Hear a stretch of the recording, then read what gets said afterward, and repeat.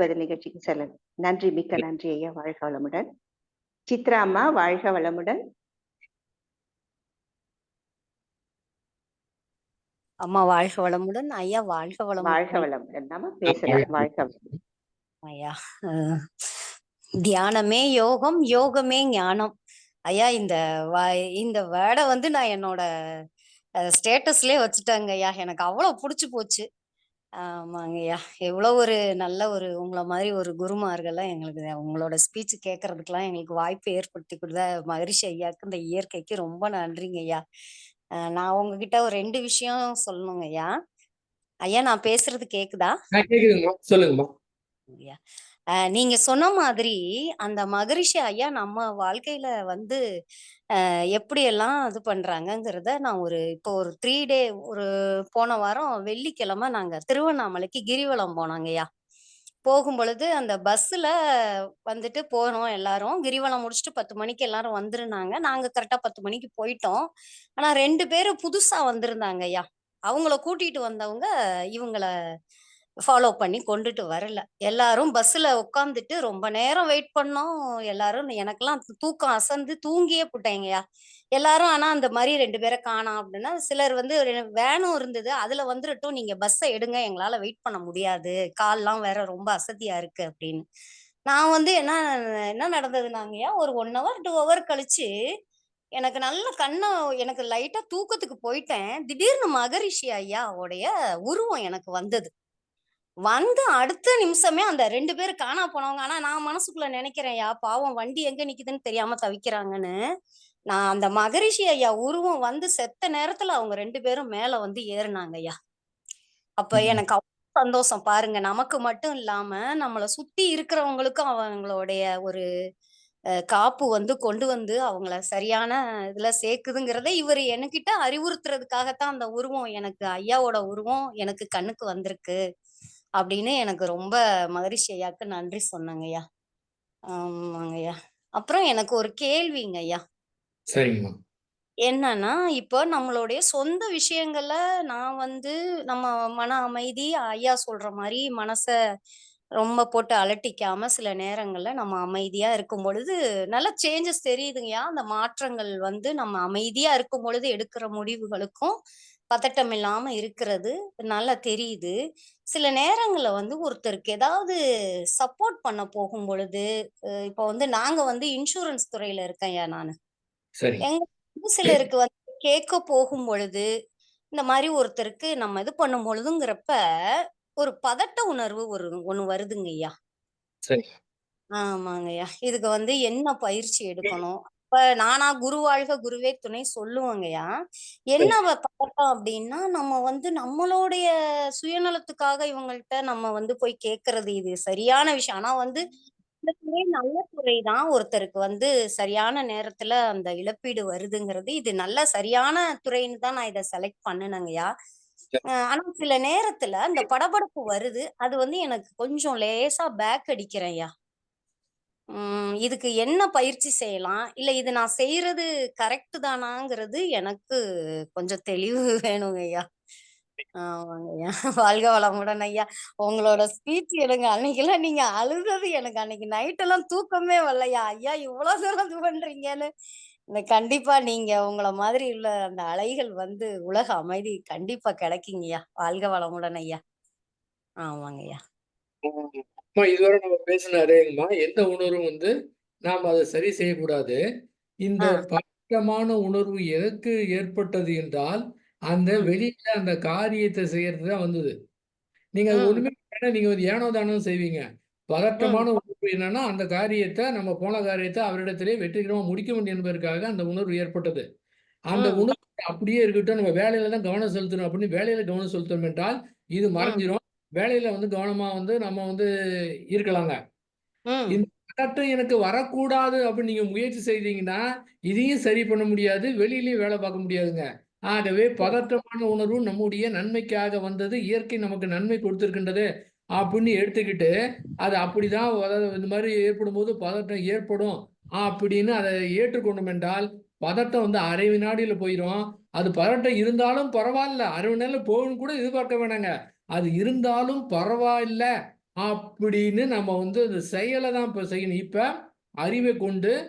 அறிவை கொண்டு பதட்டம் வரக்கூடாதுன்னு எந்த முயற்சி பண்ணக்கூடாது, பயிற்சி செய்யக்கூடாது, எதுவுமே செய்ய தேவையில்லை. இந்த சரி அறிவு எதுக்கு இருக்குன்னா வெளியே இருக்கிற செயலை சிறப்பா சேர்த்து தான் பயன்படுத்தே தவிர இந்த அறிவை கொண்டு இந்த பதட்டத்தை சரி பண்ண முயற்சி பண்ணக்கூடாது.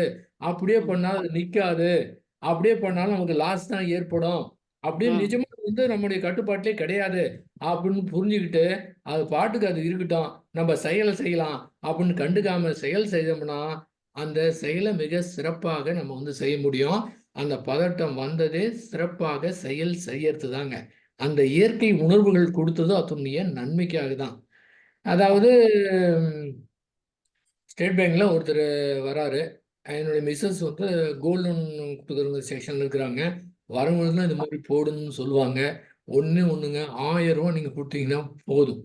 அதுக்காக நமக்கு நன்மை தேவையில்லை. இந்த ரூ. 1000 எத்தனையோ இறந்த குடும்பங்களுக்கு உதவியா இருக்கும் அப்படின்னு ரூ. 1000. ஆனா பாத்தீங்கன்னா அதனுடைய இது வருடம் ரூ. 1000 கட்டணும். 1000 முடிச்சுட்டு அது அவ்வளவுதான். ஆமா, அடுத்த வருஷம் ரூ. 1000 கட்டணும். ஒருத்தர் கட்டினாரு. பாத்தீங்கன்னா அது கட்டின ஒரு 5 நாள்லயே வந்து இறந்துட்டாரு. இப்ப என்ன பண்றது? பார்த்தா அந்த நாமினி போட்டிருக்காரு.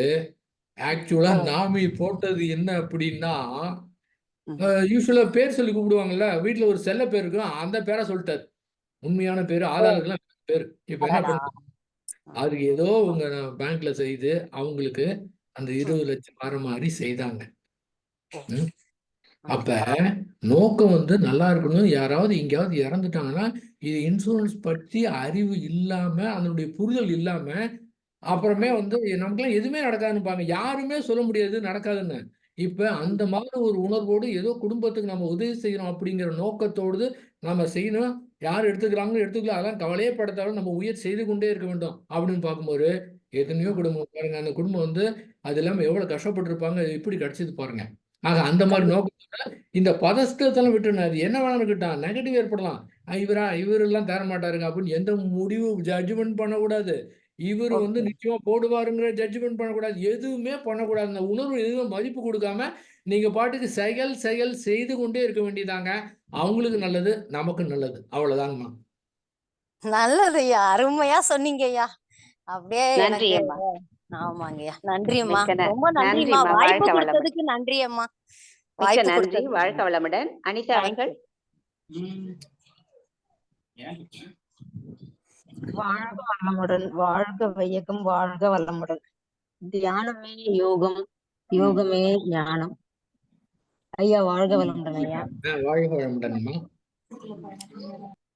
நீங்க சொல்ற கருத்துக்கள் ஒரு நாள் ஒரு தலைப்புல மனதை வந்து ஒரு திசைக்கு கொண்டு போய் திருப்பி கொண்டு வருதுங்க ஐயா.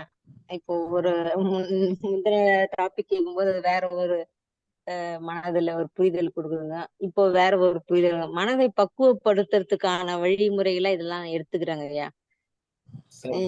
இப்போ வந்து ஐயா எனக்கு என்ன, இப்போ தவம் மூலமே நம்ம எதையுமே நினைக்காம அமைதியா இருக்கிறதுக்கு முதல் படியா நம்ம நினைச்சுக்கிட்டோம்னா ரொம்ப நேரம் தவத்திலயும் உட்காந்துருக்க கூடாதுன்ற மாதிரி முன்னாடி எப்பயோன்னு சொன்னதான் எனக்கு ஞாபகம் இருக்குங்க. தவமோ தற்சோதனையோ திரும்பி திரும்பி அதுலயே போய் உட்கார்ந்து இருக்க வேணாம், விட்டுட்டு வாங்க, எவ்வளவு நாள் அதுலயே இருப்பீங்க நீங்க சொல்லியிருக்கீங்க. இப்போ என்னோட கேள்வி என்னன்னா, இப்போ ஒருத்தருக்கு நமக்கு கெடுதல் இப்ப செய்யறாங்களோ நினைக்கிறாங்களோ அவங்களே நம்ம வாழ்க வளமுடன் நீங்க இப்ப சொன்னதுனால எனக்கு தோணுச்சுங்க. இது வாழ்க வளமுடன் நம்ம ஒரு நாள் சொல்லிட்டு இருந்தோம்னா அவங்கள மாறுறதுக்கு உண்டான வாய்ப்புகள் இருக்குமாங்கய்யா? எந்தவித எதிர்பார்ப்பும் இல்லாம வாழ்த்தணுமா? சொல்லணும். எந்தவித எதிர்பார்ப்பும் இல்லாம வாழ்த்தணும். அவங்க மாறுறாங்களா மாறுறியா அதெல்லாம் வந்து தேவையே கிடையாது. நம்ம பொறுத்தவரை ஆக்சுவலா என்னைய பொறுத்தவரை வாழ்த்தும் பயணம் எவ்வளவெல்லாம் பேசியிருக்கிறாங்க. என்னைய பொறுத்தவரை வாழ்த்தும் பயணங்கிறதுல வாழ்த்துங்கிறது என்னைய பொறுத்தவரை என்னன்னு கேட்டீங்கன்னா ஒரு தற்காப்பு கலை. இந்த சரியான முறையில அவங்களுக்கு எந்தவித எதிர்பார்ப்பு இல்லாம அவர்கள் நன்றாக இருக்க வேண்டிய என்ற ஒரே காரணத்தை கொண்டு நம்ம வாழ்த்தினோம் என்றால் அடுத்த முறை நினைக்கும் போது நம்முடைய மனதிலே வேற மாதிரி உணர்வு ஏற்படவே ஏற்படாது. உண்மை இதுதான். அப்ப நம்முடைய மனதை தற்காத்துக்கிறதுக்கு தான் நம்ம வாழ்த்துறோமே தவிர அவர் மாற வேண்டும் என்பதற்காக வாழ்த்துவது கிடையாது. அது மாற்றுவதற்குரிய வேலையும் கிடையாது. நம்ம அதுக்காகவும் வரல. ஒருத்தர் முடியாது. அப்படியே மாறினா கூட அவங்க உணர்ந்துகிட்டாங்கன்னா அர்த்தமே தவிர நம்ம மாற்றியது அர்த்தம் வந்து கிடையாதுங்க. அதனால இந்த ஜட்ஜ்மெண்ட் இல்லாம, அந்த கருத்து உணர்வு இல்லாம அந்த மாதிரி நமக்கு துன்பம் கொடுத்தார் அப்படின்னா நிச்சயமாக யாரா இருந்தாலும் அவர்கள் நமக்கு துன்பம் கொடுத்தாருண்டா துன்பம் ஏற்படுவது இயற்கை. அந்த மாதிரி ஒருத்தர் துன்பம் கொடுக்கும்போது நம்முடைய மனம் துன்பம் அடையாமல் இருந்தாதான் இதுதான் இயற்கைக்கு முரணானது.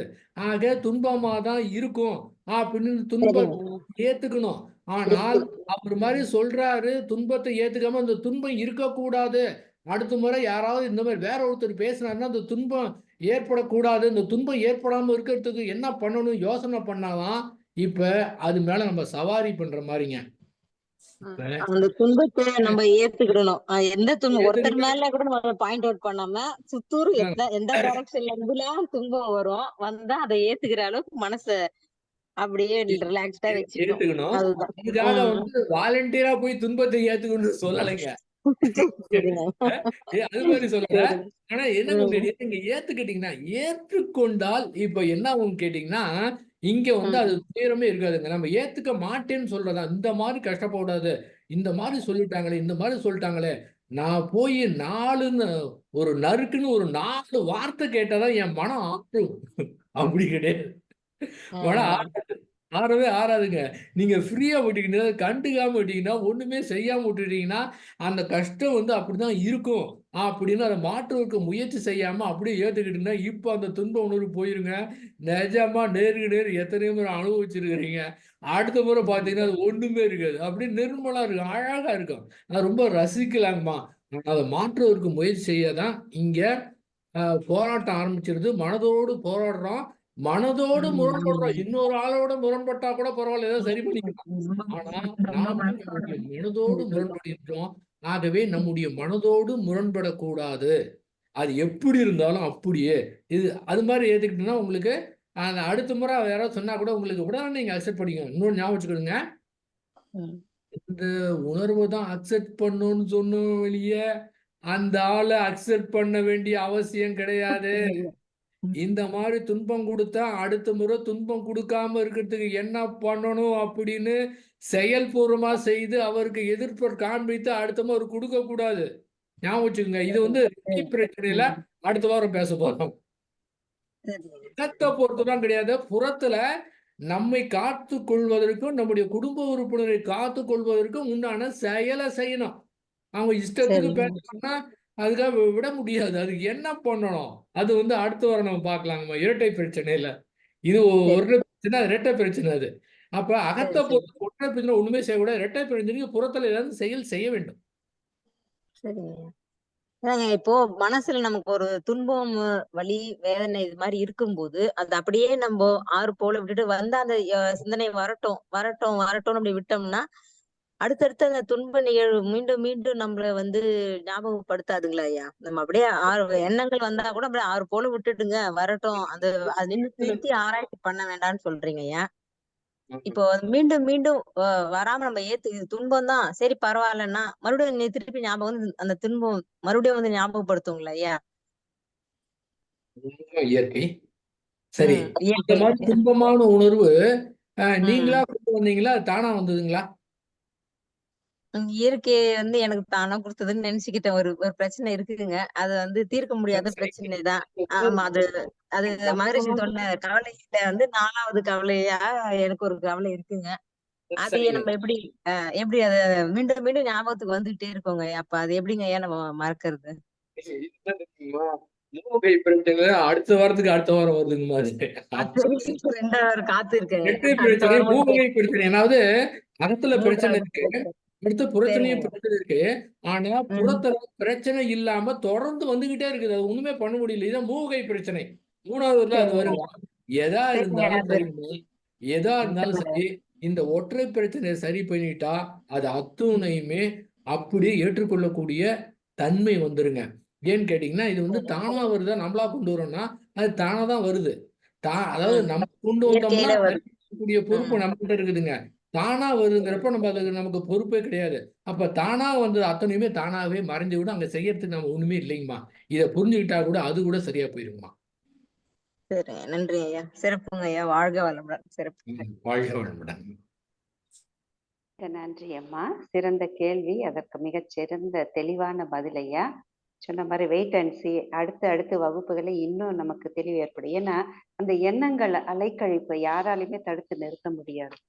60,000 எண்ணங்கள் வருதுன்றாங்க. 1, 2, 10க்கே முடியல. 60,000 எண்ணங்களுக்கு நாம என்ன செய்யறது? நீங்க நிச்சயமாக உங்களுடைய தெளிவான பல வகுப்புகளை நாங்கள் எதிர்நோக்கி காத்து கொண்டிருக்கிறோம். விஜயலட்சுமி அம்மா.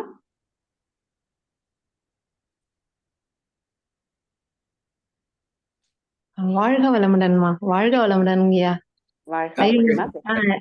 ஐயா இன்னைக்கு உங்களோட பேச்சு ரொம்ப சிறப்பா இருந்தது. அந்த நீங்க பிரிவு பத்தி சொன்ன இது வந்து ரொம்ப நாளா இது வந்து அது ஒரு தெளிவு கொடுத்ததுங்கய்யா. இத பத்தி நான் நிறைய யோசிச்சுட்டே இருந்தேன். அந்த பிரிவு மட்டும் எல்லாரும் மனுஷங்களால தாங்கவே முடியல. அது என்னன்னு அது நீங்க சொன்ன மாதிரி எல்லாத்தையும் ஏத்துக்கணும். அதுதாங்க அந்த அவங்க கர்மவினை முடிஞ்சதுனால அவங்க இது பண்ணாங்க. அதை நம்ம ஏத்துக்கணும்னு. அது ஐயா ஒரே ஒரு கேள்விங்கய்யா. ஒண்ணும் இல்லைங்கய்யா. நேத்து வந்து எங்களோட வகுப்புல வந்து பனைமரம் அத பத்தி அவர் வந்து நிறைய வந்து பேசிட்டு இருந்தாங்க. அவர்கிட்ட ஒருத்தர் கேள்வி கேட்கும்போது கருப்பட்டியில ஒரிஜினல்லாம் அப்படின்னு இல்ல அந்த மாதிரி ஒரிஜினல் இதெல்லாம் கிடையாது. ஒரே கருப்பட்டி இது. அத பத்தி சொல்லிட்டு இருக்கும்போது பக்கத்துல எங்க பையன் கேட்டுட்டே இருந்தவன் என்கிட்ட ஒரு கேள்வி கேட்டான். மனுஷங்கள்ல யாரு ஒரிஜினலு அப்படின்னு திடீர்னு கேட்கும்போது எனக்கு ஒண்ணுமே புரியல. மனுஷங்கன்னா யாரெல்லாம் மனுஷங்க அப்போ? எல்லாருமே மனுஷங்க தானா? நீங்க பதில் சொல்லுங்க. எனக்கு ஒண்ணுமே புரியலங்க. அவன் அந்த மாரி கேள்வி கேட்டபோது, எல்லாருமே ஒரிஜினல் மனுஷங்க தானா? இல்ல எப்படி இருந்தா மனுஷங்க அப்படின்னு கேட்டுட்டே இருக்கிறாங்கய்யா. எனக்கு என்ன பண்றது? அவன் ரொம்ப கேள்வி கேட்கும்போது நான் சொன்னேன், "உண்மையா, நேர்மையா இருக்கமா எல்லாரும் மனுஷங்க தான். அப்ப மத்தவங்கலாம் மனுஷங்க கிடையாதா? நீங்க இப்படி சொல்றது இல்ல. நீங்க கரெக்ட்டா சொல்லுங்கன்றான்." எனக்கு சரி நான் ஐயா கிட்ட கேட்டு சொல்றேன். எங்க ஐயா கிட்ட என்ன சொன்னேங்கய்யா. எல்லாமே ஒரிஜினல் மட்டும் தான், டூப்ளிகேட்டே கிடையாது. இயற்கை அமைப்புல அற்புதமான மனித இனத்தை படைத்திருக்கிற எல்லாமே ஒரிஜினல் தாங்க. நாம வந்து பார்க்கிற கோணத்துல இந்த ஒற்றை பிரச்சனை காரணமா தான் வேற மாதிரி தெரியுதுங்க. நம்ம வந்து கருத்தை உருவாக்கி வச்சுட்டோம். அதனாலதான் அந்த மாதிரி தெரியுது. போன மாதிரி சொன்ன மாதிரி அடியாளத்திலே அத்தனை பேரும் ஒருங்கிணைந்து இருக்கிறாரு. ஆண்நிலை அன்புங்கிறதுல எல்லாமே ஒருங்கிணைத்து தான் இருக்கிறாங்க. நம்ம அதை பார்க்கும்போது வந்து எல்லாமே ஒன்னாதான் தெரியுமா. ஒரிஜினல் தாங்க. டூப்ளிகேட்டு இங்க இயற்கையில டூப்ளிகேட்டே கிடையாது. மனிதன் தயாரிப்புல டூப்ளிகேட் இருக்கலாம். இயற்கை வந்து அத்தனையுமே ஒரிஜினல் தாங்கம்மா. அதுல இருந்து சந்தேகமே கிடையாதுங்கம்மா. சரிங்க. அப்ப அவனுக்கு என்ன முடியுது சொல்லணும்னா, எல்லா மனுஷங்களுமே ஒரிஜினல் அப்படிதான் சொல்லணும் இல்லைங்கய்யா? அப்படிதானே? எல்லாரும் அன்பானவர்கள் தானே? அவன் வந்து சில சில பேர பார்க்கறதுனால அவன் அந்த மாரி கேள்வி கேட்கறாங்கய்யா. சில பேர் நடந்துக்கிறதும், கிளாஸ்ல அவன் நடந்துக்கிற இதுலயும் வச்சு, ஏன் இவங்க இப்படி இருக்காங்க? அவங்க ஏன் அப்படி இருக்காங்க? இல்லப்பா அவங்க அப்படி இருந்தாலும் அவங்களோட சூழ்நிலை. அவங்க அப்படி வளர்ந்துட்டாங்க. அதனால அவங்க அப்படிதான் இருப்பாங்க. நம்ம மாரி தான் இருக்கலாம். அவங்க மாதிரியே இருப்பாங்கன்னு நான் நெறைய தடவ சொன்னதுனால, அவன் இந்த மாதிரி கேள்வி கேட்கிறாங்கய்யா. அதுதான் அப்ப அதான் போதுமானது. அது அவங்களுடைய இயல்பு. அந்த இயல்பு வந்து யாராலும் கண்டுபிடிக்க முடியாது. அவங்க இயல்புக்கு தகுந்த மாதிரி நடக்கிறாங்க. சரி அவங்க இயல்பு அப்படிதான் அப்படின்னு அவங்களையும் நம்ம வந்து ஏத்துக்க வேண்டியது. ஓ! சரிங்கய்யா, சரிங்கய்யா. ஓகே. வாழ்க நன்றி. வளமுடன். வாழ்க வளமுடன், வாழ்க வளமுடன். ஐயா வாழ்க வாழ்க வளமுடன். வளமுடன். வாழ்க அம்மா வாழ்க வளமுடன். வாழ்க ஐயா வாழ்க வளமுடன். வளமுடன். சொல்லுங்க ஐயா. வாழ்க வளமுடன். நேத்து கருப்பட்டி கதை இன்னைக்கு தொடர்கிறது. வாழ்க வளமுடன். அது நேத்து அவர் கருப்பட்டி சொல்லும்போது அதாவது டூப்ளிகேட் கருப்பட்டி, ஒரிஜினல் கருப்பட்டி அப்படின்னு நம்ம சொல்றோமே அப்படின்னு கேட்டப்பதான் அவர் என்ன சொல்றாரு, டூப்ளிகேட் கருப்பட்டின்னு ஒண்ணு இல்ல, கருப்பட்டினா கருப்பட்டி தான், இந்த டூப்ளிகேட் வந்து கருப்பட்டியே இல்லை அப்படின்ட்டாரு. டூப்ளிகேட்டு அப்ப கருப்பட்டின்னா கருப்பட்டி அப்படின்னு சொல்லிவிட்டாரு. கேட்டுங்களா? இப்போ நீ அத டக்குன்னு இவன் கேட்டான் பாருங்க. உடனே நல்ல நல்ல நல்ல கேள்வி அந்த பையன் கேட்டது. அப்ப ஒரிஜினல் மனுஷன் யாரு அப்படின்னு கேட்டது. நல்ல புத்திசாலி பிள்ளை ஐயா அது. இல்ல இல்ல, புத்திசாலி பிள்ளை. உங்களையே பதில் சொல்ல வச்சுட்டார். நல்ல கேள்வி. நீங்க இந்த இது ஐயாட்ட நீங்க கேட்கும் போது எனக்கு என்ன ஞாபகம் வந்ததுன்னா, வள்ளலார் வாழ்ந்து கொண்டிருந்த காலத்துல அவங்க ஊர்ல ஒரு பெரிய ஒரு வயசான ஒரு ஞானி மாதிரி ஒருத்தர், அவர் உட்கார்ந்து என்ன பண்ணுவாராம், ரோட்ல எல்லாரும் போய்கிட்டு இருக்கும்போது ஒவ்வொருத்தரும் போகும்போது, இந்த நரி போகுது, இந்த எருமை போகுது, இந்த மாடு போகுது, அப்படி இப்படின்னு வரிசையா ஒவ்வொன்றா சொல்லிக்கிட்டே இருப்பாராம். திடீர்னு பார்த்தா வள்ளலாரு அப்படியே கிராஸ் பண்ணியிருக்காரு. இந்த மனுஷன் போறான் அப்படின்னு சொல்லிட்டாராம். இது எனக்கு ஞாபகம் வந்தது. ஞாபகம் வந்தது. இப்போ இப்ப மனோரணையா எல்லாருமே மனிதன் தான் அப்படின்னு சொல்லிட்டாரு. ஆமா, எல்லாரும் மனிதன் தான், எல்லாமே ஒரிஜினல் தான், மனிதன் எல்லாம் ஒரிஜினல் தான், ரைட்டா? ஆனா நம்ம மனிதனா இருக்கிறோமாங்கிறது நம்ம தான் யோசிச்சு பார்க்கணும். மனிதன் எல்லாம் ஒரிஜினல் தான் ஐயா சொன்ன மாதிரி, ஆனா நாம ஒரிஜினலா டூப்ளிகேட்டா? இப்போ இது என்னன்னா, அந்த மனிதன் மனிதனாக வாழ்ந்தால் அது ஒரிஜினல் தான், ரைட்டு? ஆனா இப்போ நம்ம எப்படி வாழ்றோம் அப்படிங்கிறது ஒரு கேள்வியாக இருக்கிறது. அப்ப இப்ப அவர் சொன்ன மாதிரி கருப்பட்டி ஒரு காலத்துல எப்படி இருந்துச்சுன்னா, கருப்பட்டி அப்படின்னா ஒரிஜினலா மட்டுமே இருந்தது. அது காலத்தால் இப்ப என்ன பண்ணிட்டாங்க, வியாபாரமா அப்படி இது பண்ணிட்டாங்க. இப்ப இப்ப என்ன பண்ணிட்டாங்க, ஒரு 20% தான் கருப்பட்டி, 80% எதையோ கலந்துடுறாங்க. சரி, அப்ப மனிதனும் முதல்ல மனிதனாகத்தான் இருந்தான், அப்படித்தானே இருந்திருக்கணும். ஆதியில மனிதனாகத்தான் இருந்தான். அப்புறம் என்ன ஆகி போச்சு, அப்படியே கொஞ்சம் கொஞ்சம் லேச கர்மவினை கலந்துச்சு. இப்ப என்னாச்சு, இப்ப கர்மவினை மொத்தமா கலந்துக்கிட்டு இந்த கர்மவினையின் அடிப்படையில செயல்பட்டுக்கிட்டு இருக்கிறான்.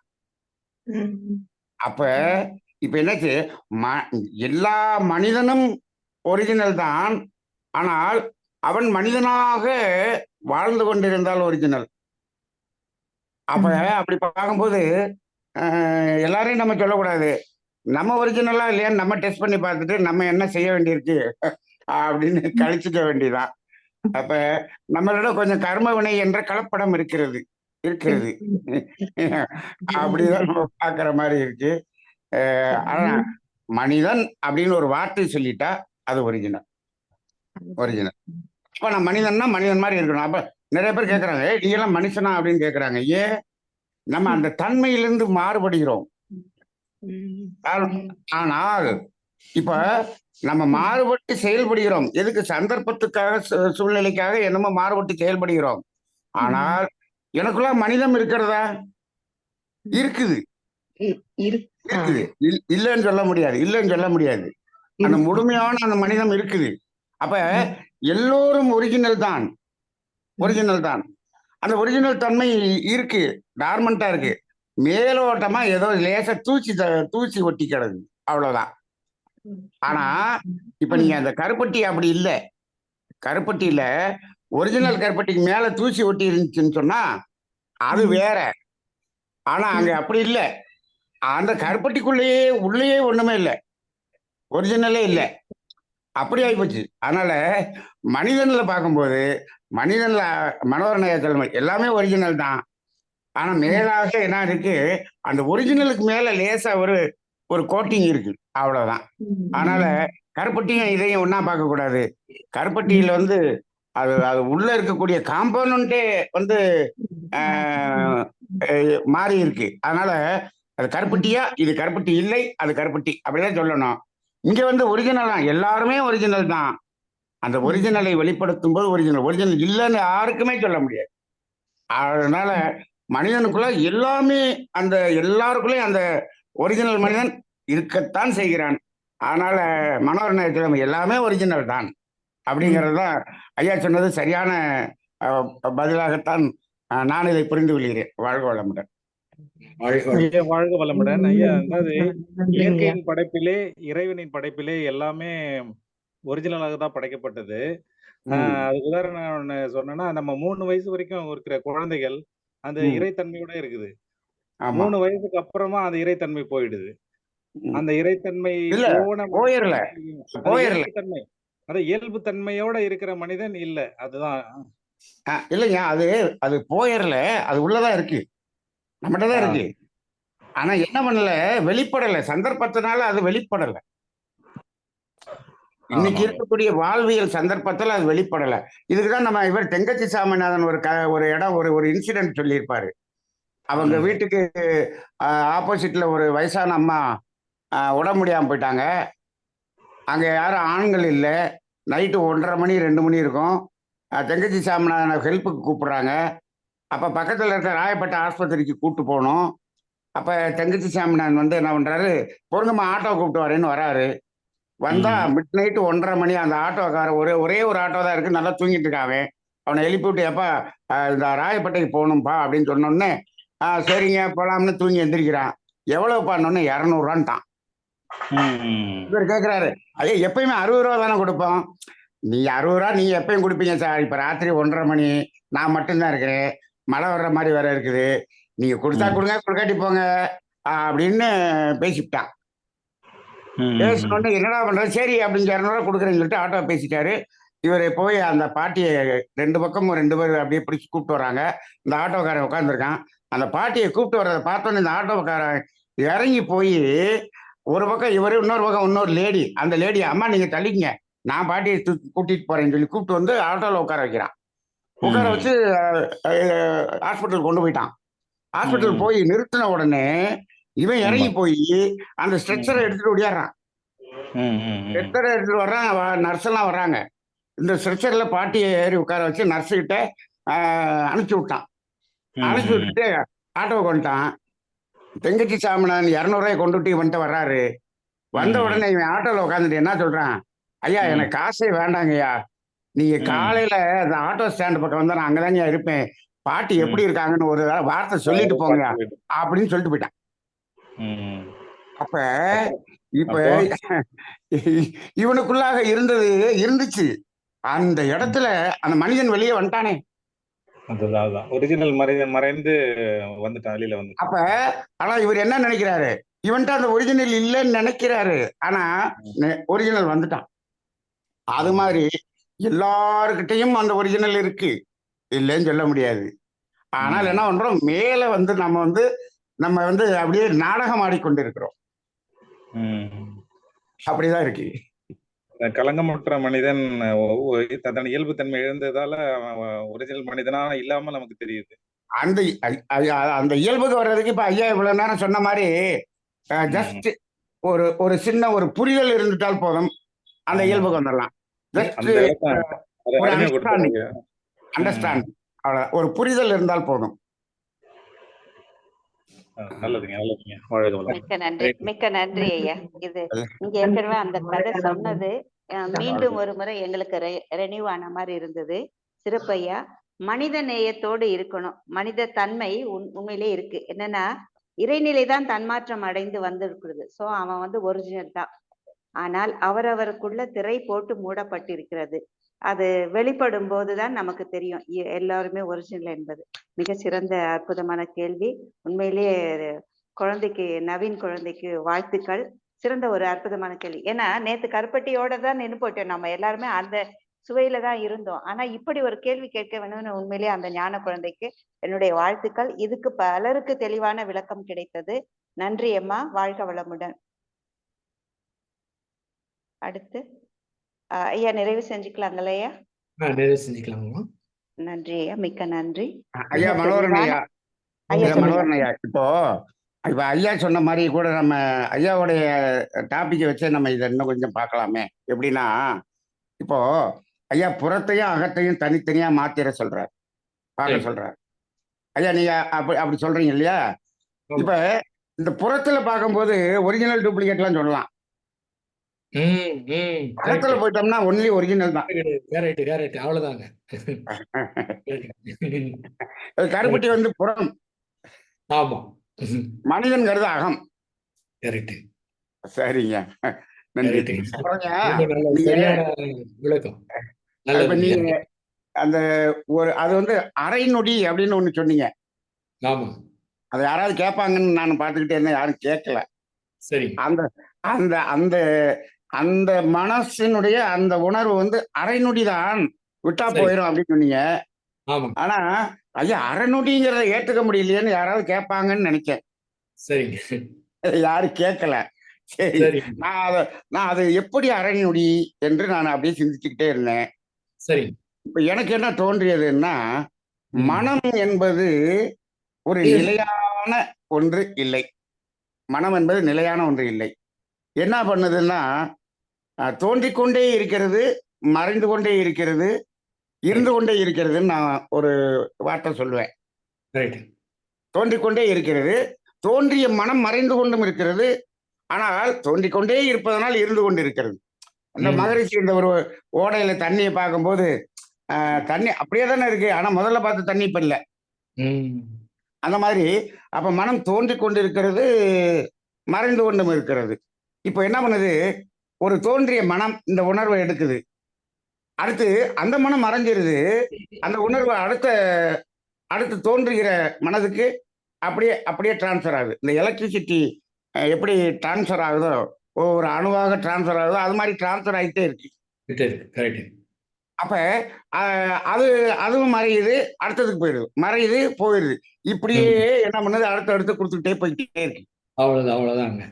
இந்த இடத்துல அதுல ஒரு இடத்த பிரேக் பண்ணி விட்டோம்னா, ஒரு இடத்த பிரேக் பண்ணி விட்டுட்டு ஒரு அதாவது ஒரு தோன்றுகின்ற மனதுல அதுல ஒரு கேப்பை கொடுத்துட்டோம்னா, அது என்ன ஆகுது? அடுத்த மனதுக்கு அது கொடுக்கறதுக்கு ஒண்ணும் இல்ல.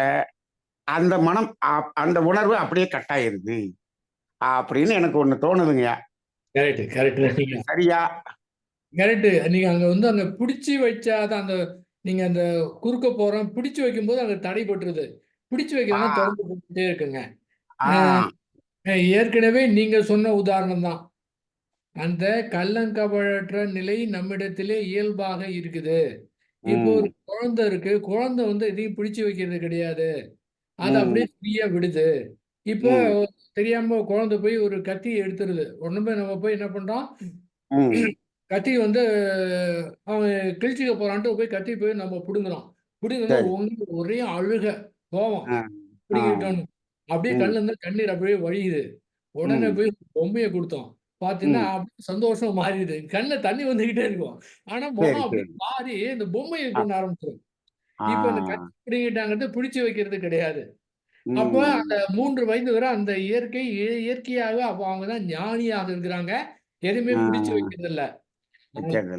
அறிவு வளர வளர இந்த அறிவு சேகரித்த காரணத்தினால அந்த கள்ளங்கபடற்ற தன்மை போயிடுது. இந்த அறிவு சேர்ந்தாலும் ஏன்னா அந்த 3 வயது வரை அங்க அறிவு கிடையாது, சிறப்பு கிடையாது. ஆனா இந்த இடத்துல நான் அறிவு உள்ள குழந்தையாக மாறணும். அவ்வளவுதான். எதையும் பிடிச்சு வைக்க கூடாது. ஆனா புறத்துல அறிவை பயன்படுத்தி செய்யணும்னா குழந்தைங்க எதுவுமே செய்ய முடியாது.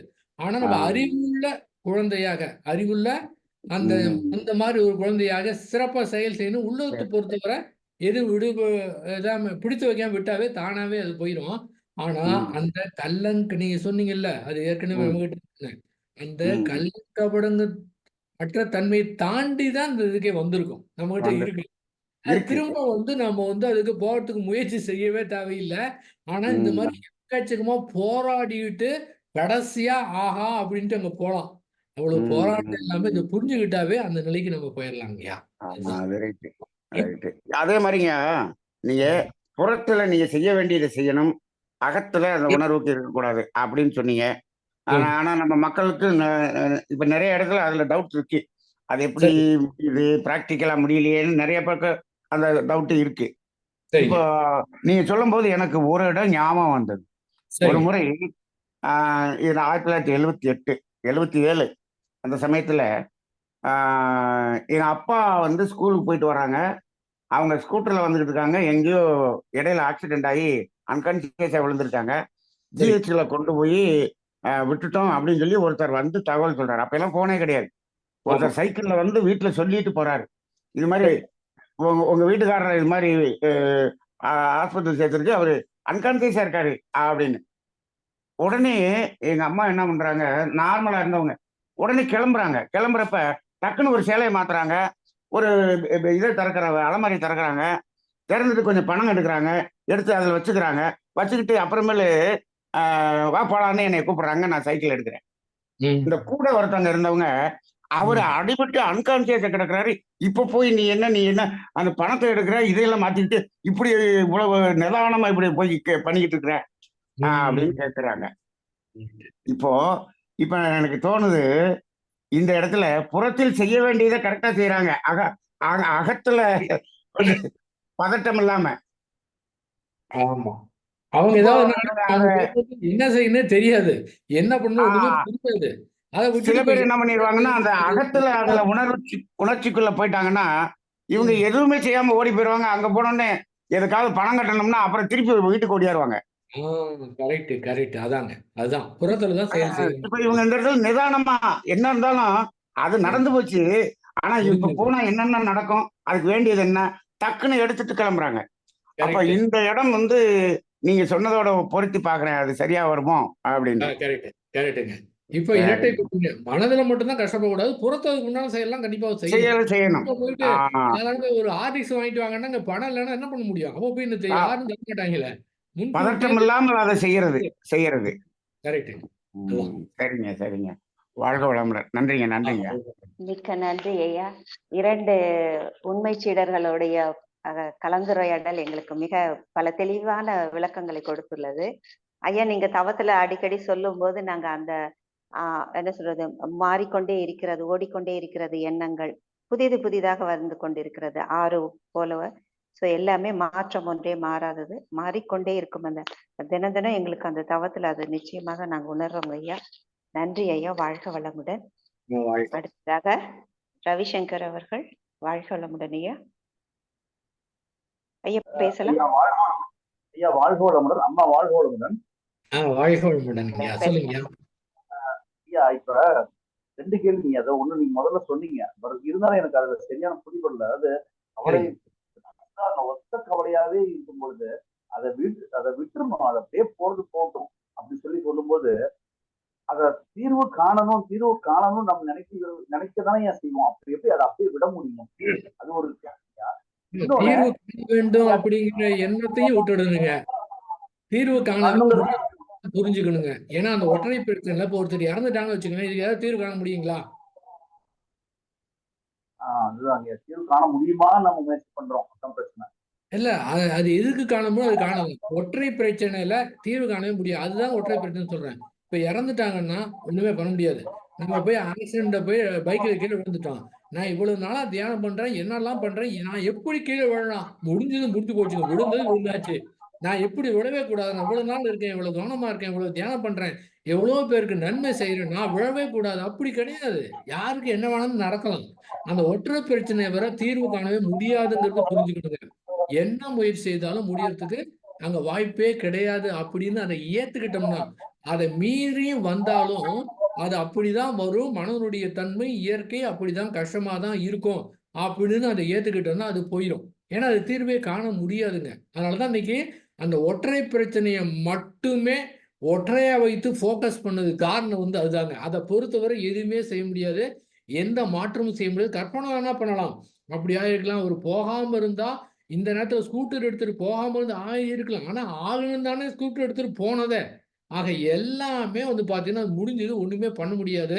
அது எப்படி தீர்வு காணுவது அப்படின்னு நம்ம கேள்வி கேட்டாலும் சரி, அப்படியே போராடினாலும் சரி, ஒரு குறிப்பிட்ட காலத்துக்கு பிறகு ஒண்ணுமே பண்ண முடியாதுங்கிறத நாம புரிஞ்சுக்கலாம். அதுவும் பாருங்க, அந்த ஆறு போல ஓட விடுறதுல இயற்கையே அதை கொடுத்துருங்க. அது என்ன அர்த்தம் பாருங்க. முத நாள் கேள்விப்பட்டோம், இறந்துட்டாரு. 2வது நாள், 3வது நாள், 4வது நாள், ஒரு மாசம் அது எப்படி ஆகுது பாருங்க. ஒரு வருடத்துல எப்படி போகுது பாருங்களேன். நாம திரும்ப திரும்ப எடுத்து முயற்சி பண்ணி வருத்தப்பட்டா கூட அது காலத்தால அந்த துன்ப உணர்வு குறைஞ்சிக்கிட்டே இருக்குது. அதுதான் ஆறு போல ஓடுறது. இயற்கையிலேயே அந்த மாதிரி மாற்றக்கூடிய தன்மை இருக்கு. அந்த மாதிரி இல்லைன்னா எல்லாத்துக்கும் பைத்தியம் பிடிச்சு போயிடும். எல்லாரும் தூக்கம் கேட்டாவே பைத்தியம் பிடிச்சிருங்க. அதுதான் காலம் என்று சொல்லக்கூடியது அற்புதமாக ஆறக்கூடிய தன்மை. ஏன்னா இயற்கையாவே அது ஆறு போல ஓடுது இல்லை. இப்ப காலத்தால அந்த துன்பம் சரியாவதால பாருங்க. யாருக்காவது துன்பம் ஏற்படும், நம்ம என்ன சொல்றோம், இந்த துன்பத்தை ஒண்ணுமே பண்ண முடியாதுங்க, காலம் மட்டும்தான் உங்களுக்கு ஆறுதல் சொல்ல முடியும். நாங்க என்னதான் ஆறுதல் சொன்னாலும் உங்களுக்கு ஆறுதல் கிடைக்காது. காலம் மட்டும்தான் உங்களுக்கு ஆறுதல் தர முடியும்னு சொல்றோம். ஏன்னா காலம் தான் தர முடியுங்க. ஏன்னா இந்த இடத்துல தீர்வே கிடையாதுங்க ஐயா. மிக்க நன்றி ஐயா. வாழ்க வளமுடன். ஐயா வாழ்க வளமுடன். ஐயா, இப்ப நீங்க இதுக்கு மரணத்தை மட்டும் மரணம் அப்படிங்கறத நீங்க சொன்னீங்க மாற்ற முடியாதுன்னு. இப்போ எனக்கு இப்ப இன்னொரு உதாரணம், இப்ப நான் ஒரு உதாரணம் சொல்றேங்க. இப்ப என்ன பண்ணிட்டோம், கீழே விழுந்துட்டோங்க. நின்றுகிட்டு இருந்தோம், நடந்து போயிட்டு இருந்தோம், கீழே விழுந்துட்டோம். சரிங்க. சரி, இப்போ என்ன ஆயிப்போச்சு, கீழே விழுந்தது நடந்து முடிந்து விட்டது. ஆமா. சரி, இப்ப எந்திரிச்சிடலாம், எந்திரிச்சு திருப்பி நடந்து போயிடலாம், அவ்வளவுதான். ஒண்ணும் ஆகல, எதுவுமே நடக்கல. சும்மா கீழே விழுந்துட்டோம், அவ்வளவுதான். அவ்வளவுதான். இப்போ எந்திரிச்சிடலாம், எந்திரிச்சு நம்ம நார்மலா நடந்து போயிடலாம். இப்ப நம்ம விழுந்ததை மாற்ற முடியுமா? ஒண்ணுமே பண்ண முடியாது. விழுந்ததை ஓகே. மாற்ற முடியாது, மாற்ற முடியாது. இப்போ இப்போ நம்ம எந்திரிச்சு நம்ம நார்மலா போய்கிட்டு இருக்கலாம். இப்போ விழுந்த உடனே ஐயோ விழுந்துட்டமேன்னு நினைச்சிட்டோம், எந்திரிக்க முடியாது. அதுதான் எந்திரிக்க முடியாது.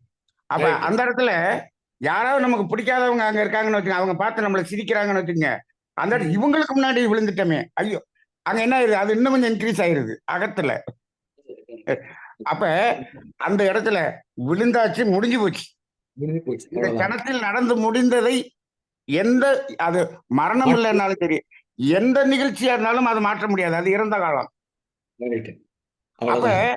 அப்ப நீ அதை விட்டுட்டு எந்திரிக்கும் போது நம்ம என்ன பண்றோம், தைரியமா எந்திரிக்கிறோம். அதை நினைச்சிட்டே பண்ணணும் அப்படின்னு சொன்னோம்னா நமக்கு ஒரு அந்த எந்திரிக்கிறதுக்கு தெம்புலாம் போயிருது. அல்ல அது மட்டும் இல்லைங்க. ஆக்சுவலா நம்ம விழுந்தது பிறகு, அதாவது நம்ம அறியாமலும் எழுந்துருவோம். இப்படி அறியாம எந்திரிச்சிருவோம். அது இயற்கையாக நடக்குது. டக்குன்னு எழுந்துடுறோம். நம்ம யோசனை எழுந்துடுறோம், இருக்கிறது இல்ல. அதான் எழுந்துடுறோம். ஆனால் விழுந்துட்டோமே அப்படின்னு ஒரு நினைவு இருக்கு பாருங்க. அதுதான். அந்த நினைவு இருந்துச்சுன்னு சொன்னோம்னா, ஐயோ விழுந்துட்டோமே, அதை இவங்கெல்லாம் பார்த்துட்டாங்களே, இப்படி நினைச்சுக்கிட்டே இருந்தோம்னா நினைச்சுக்கிட்டே இருக்கலாம். அதைத்தான் நீங்க தூக்கி போட சொல்றீங்க. கரெக்ட். அதாங்க.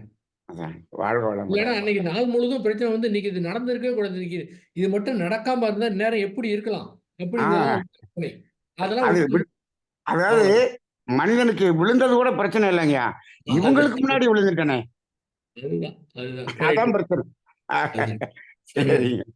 வாழ்க வளமுடன். வாழ்க வளமுடன். மிக்க நன்றி ஐயா, இருவருக்குமே மிக்க நன்றி. பல்வேறு கேள்விகளுக்கு விடைகள் இன்று மிக தெளிவான விடைகள் கிடைத்தது. மீண்டும் ஐயா அவர்களை வாழ்த்து விடுவோம். நம்முடைய உலக நல தொண்டன் மனோகரன் ஐயா அவர்கள் வாழ்க வளமுடன். இந்த கேள்வி பதில் நிகழ்விலே பங்கேற்ற அனைத்து அன்பர்களும் வாழ்க வளமுடன்.